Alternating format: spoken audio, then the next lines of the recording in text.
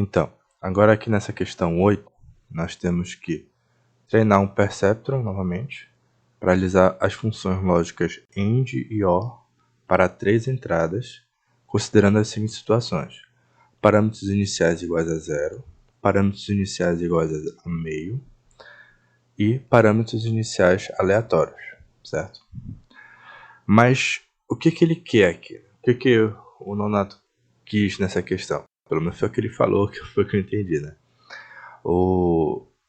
Ele quer que tu padronize, crie um padrão para uma rede neural de qualquer quantidade de entradas. A gente viu com 2, né? Ele mostrou para 2. Aqui tu usaria para 3, mas a ideia aqui é verificar que existe um padrão para qualquer número de entradas. Então, pegando aqui a nossa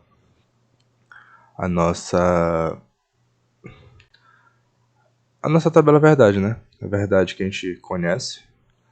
Percebe que é clássico, né? Vai dar na porta end vai dar 1 só quando as duas entradas forem 1 e vai dar no ou, né? Só vai dar 0. Perceba essa simetria aqui. Só vai dar 0 quando as duas entradas forem 0. Essa simetria é importante. Daí nós vamos fazer aqui recapitular, né?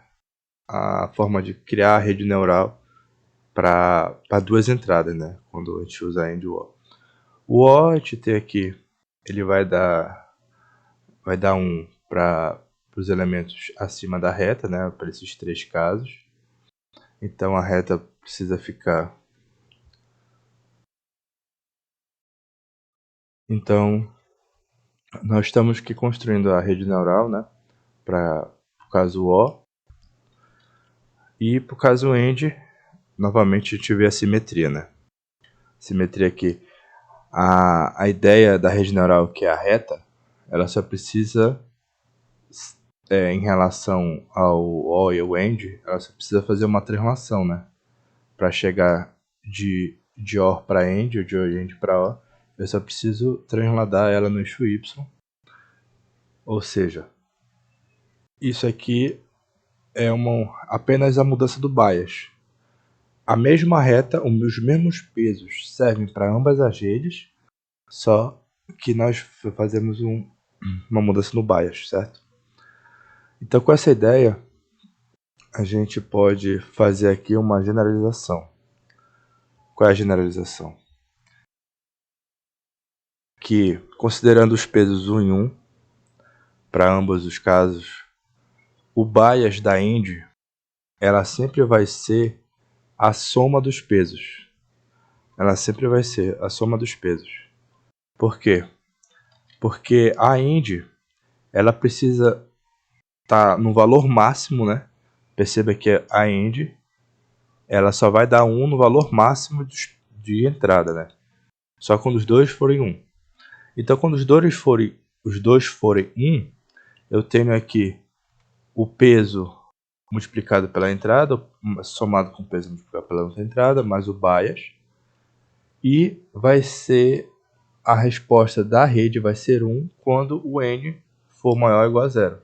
Então, quando o n for no mínimo 0, a end vai dar 1, certo? E como é que eu configuro isso? Eu coloco para dar 0, que é o valor mínimo para dar 1, né? O mínimo para a resposta ser 1, eu coloco no valor máximo da rede. Então eu faço o valor máximo da end ser o valor máximo da end vai dar 0 aqui para minha resposta ser 1. Por quê? Porque os valores menores, né, já que é o máximo, os valores anteriores sempre vai dar menor que 0 na soma na soma w vezes p mais b, né? Dessa forma, se todo mundo vai dar menor que 0, a resposta da rede vai dar 0. Então assim a gente já cria uma rede neural dessa forma, certo? Porque se eu configurar a AND dependendo do peso, né? Os pesos vão variar o que? A inclinação da reta, né? Se eu vou botar assim, se eu vou colocar assim. Então, se eu fazer o bias ser sempre o peso do bias, né? No caso, o bias sendo 2, na verdade o bias tem que ser menos 2, né? Porque aí eu teria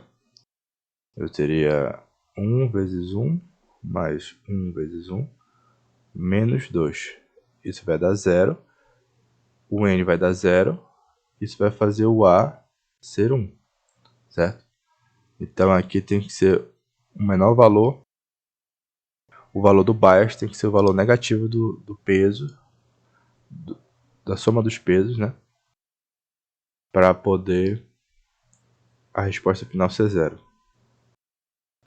Beleza? E na O, considerando W1, qual é a diferença? É que ele tem que dar 0 só quando os dois forem 0. Então o que eu penso? Eu só preciso excluir esse caso, certo? Para os outros todos tem que dar, vai sempre dar a resposta 1 para a rede. Como é que eu excluo o 0? Porque veja que vai ser W1 vezes 0 mais W2 vezes 0, certo? Mais o bias. E esse valor, se eu deixar assim, vai ser igual a B. E esse valor tem que ser menor que 0. Porque o valor 0 já dá saída 1, né? O valor 0 já dá saída 1. Então, essa condição, o bias tem que ser menor que 0. Então, qual é o valor menor que 0 que eu posso usar? Posso usar qualquer valor menor que 0, mas eu posso botar menos 1 também, né? Se eu colocar menos 1, então ele sempre vai gerar resposta 0 para o 0, 0 e resposta 1 para todos os outros, na condição OR. Então é isso aqui que tem que ser gravado. Tem que entender isso aqui para fazer as outras questões das redes multicamadas. Nas questões de multicamadas, vai ser aplicado esses conceitos aqui, essa lógica para poder, a partir do gráfico, né, graficamente, criar os perceptors mais rápido, sem usar o algoritmo de treinamento, entendeu?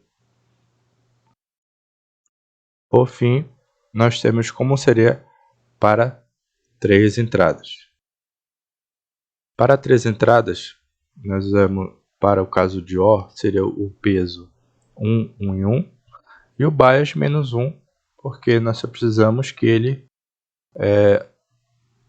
retire o caso 000, né? E na porta end, também os mesmos pesos, só que agora o bias menos 3, que seria a soma dos 3 pesos, certo? Então essa é a ideia da generalização para as portas OR e END, que a gente vai usar nas outras questões.